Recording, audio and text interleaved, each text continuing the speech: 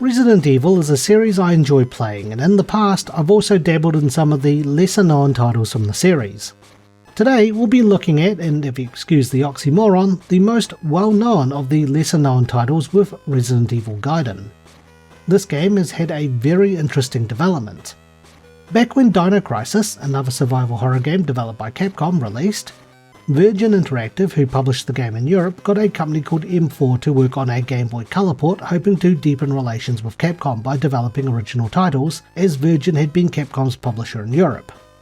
Capcom appeared to like what M4 had done with Dino Crisis, and requested a Resident Evil game be made using its engine, as Capcom had been struggling with putting Resident Evil games on handhelds, with the Tiger Electronics Game.com version of Resident Evil 2, as well as the cancelled Resident Evil port for the Game Boy Color by Hot Gen Studios, which was almost completed and itself is a technical marvel worth looking at.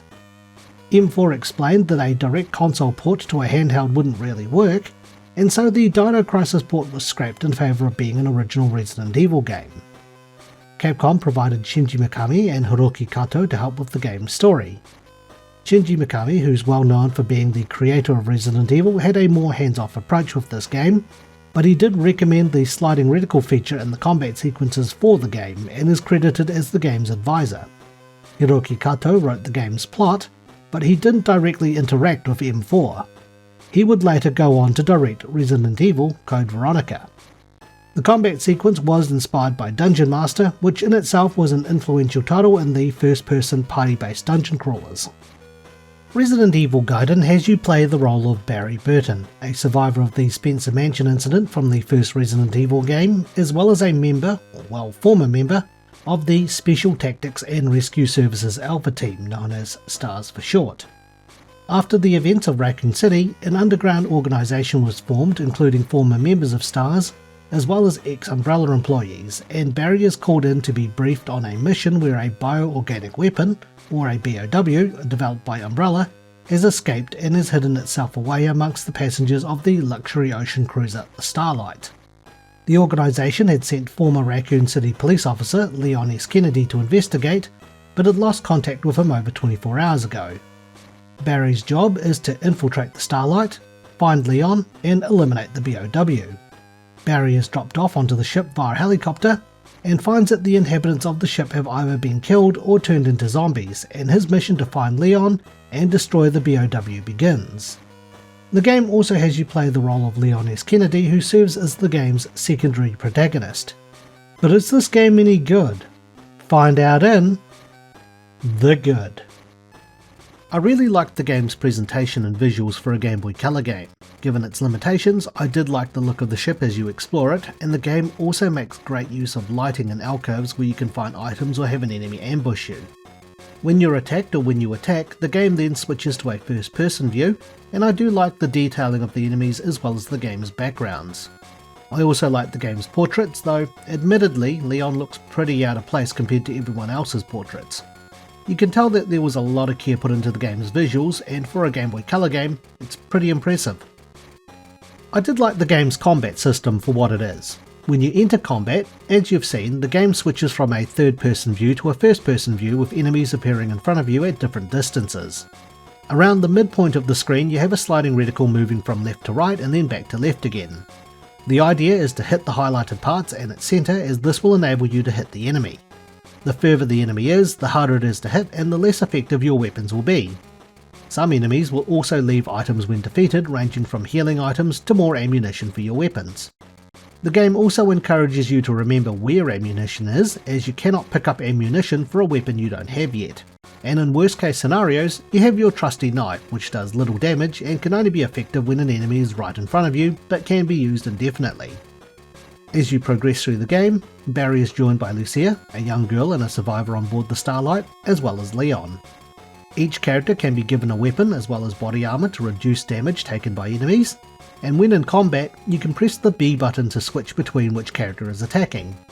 You can change weapons and heal in battle, but be warned, battle is real time, so enemies will continue moving and attacking while you do this. You can also choose to escape from battle by pressing the start button. This will then change the slider, and you have to hit the dead center in order to escape, though enemies may damage you as you escape. The game does feature a bug where once you get the gas gun, when you try to escape and you have that weapon active, the gas gun would heavily damage, if not kill all enemies on screen without using ammo, which can be abused in the late stages of the game where enemies are plentiful and ammo is very hard to find. The game did get me to try and conserve ammo when possible and rely on using the knife or escaping when things got tough. You can't go in killing everything, as you'll find that you'll be struggling when you don't have enough ammo for when you really need it, and I really liked that about the game. The game's story was pretty good too. Without going too much into spoilers, there were a couple of twists and turns I liked, and the game prompts you to save at certain milestones, so saving in game is limited. There will be parts of the game where you will play as Barry and have either Lucia or Leon with him, or both. There will also be times where you'll play as Leon with Lucia or alone, and the story is reasonably split, though I probably spent more time as Barry than as Leon. The game is considered non-canon as the events of this game are contradicted with future installments in the series, and even the game's ending hints to this too. With that though, we've gone through what I've liked about the game, so let's talk about what I didn't like in the bad. I think to support the story more, there probably should have been some notes or files detailing what happened on the boat. It's generally been a staple of Resident Evil where there's notes by people detailing what happened leading up to the situation you're in now, and I think some notes or diaries from the people on the boat would have made for some really nice world building. I also think the game could have done a little more in the puzzle department as well.